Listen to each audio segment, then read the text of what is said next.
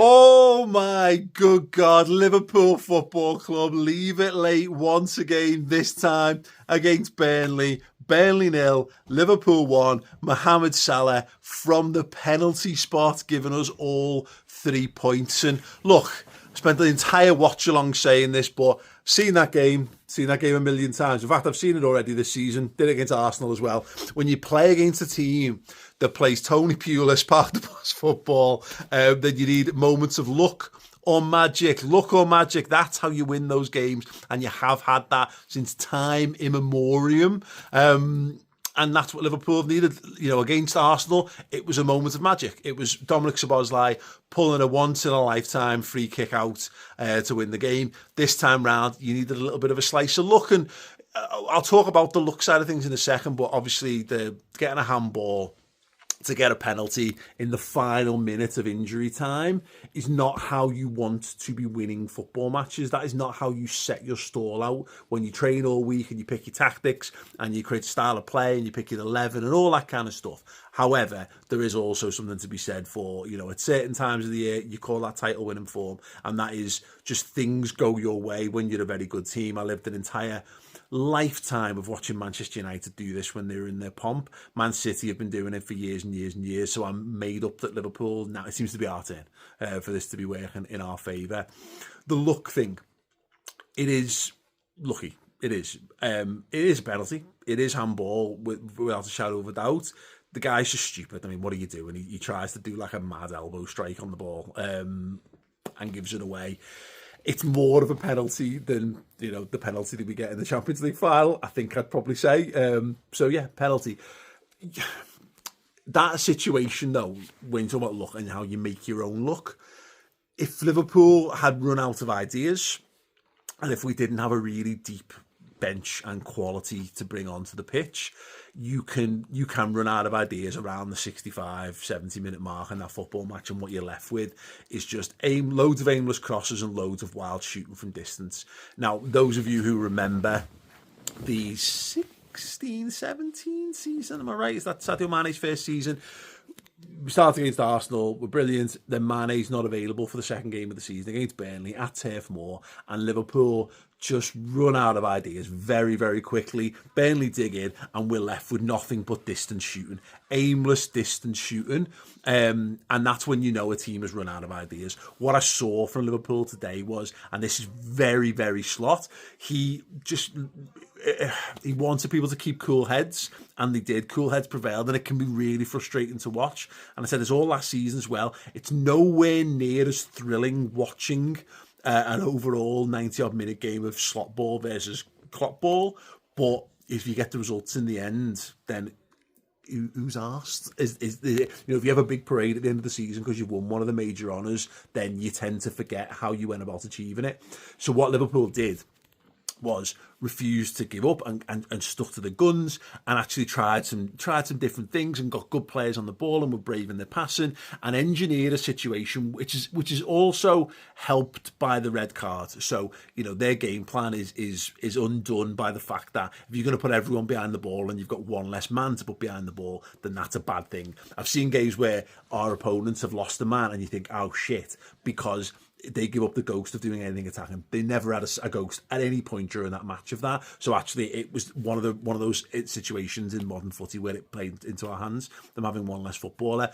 But what we did was, they didn't press us at all in the first half, and so we played a lot of the time Canate and Virgil van Dijk around the centre circle, but in our half, and then crossing the halfway line. In the second half, we pushed up 20 yards further up the pitch and really kept them penned in. And as much as it's a very subtle difference, and it wasn't thrilling, super exciting, like get your bum off your seat kind of footy, Liverpool, like the subtle knife of it all, just like eased up the pressure as the game went on. So you end up with a situation as you're into injury time and you've got Rio and Gamoa just causing all kinds of havoc on the left-hand side. Then you've got Jeremy Frimpong and you've got Salah and you've got Bradley, and they're starting to cause problems on the right-hand side, where Burnley are just on edge. they're on edge, and that's when you make stupid decisions. And Liverpool, I got into a couple of positions where a little touch might have yielded some more, sort of fruitful play or whatever in terms of scoring from open play.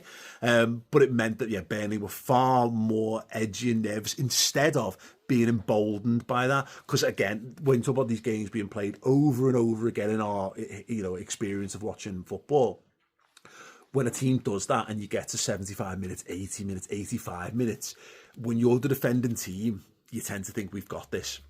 And Liverpool didn't allow Burnley to think like that. So whilst I say it is lucky that you get to ultimately win it with a penalty, it's not unconnected. They're not mutually exclusive events. The penalty comes about because Liverpool have got loads and loads of men in and around the box. We've had a couple of sort of flashes across the box, a couple of little half opportunities. There's a save, Frimpong causes a save out of the Bravka a minute or so earlier on from Ria and Gamo's good work on the left hand side, and so they've got that in their mindset of I've got to make sure this doesn't get into the box. And look at Liverpool get the just desserts from the effort and the work rate. It's hard to go and pick really outstanding performers in this one. I'm probably going to do it over on my socials of try and do my top 3 performers. I've been doing that on my Substack lately as well after every game, and slim pickings. But I will say, here, I thought Szoboszlai, another really good performance. I thought the centre halves were great throughout.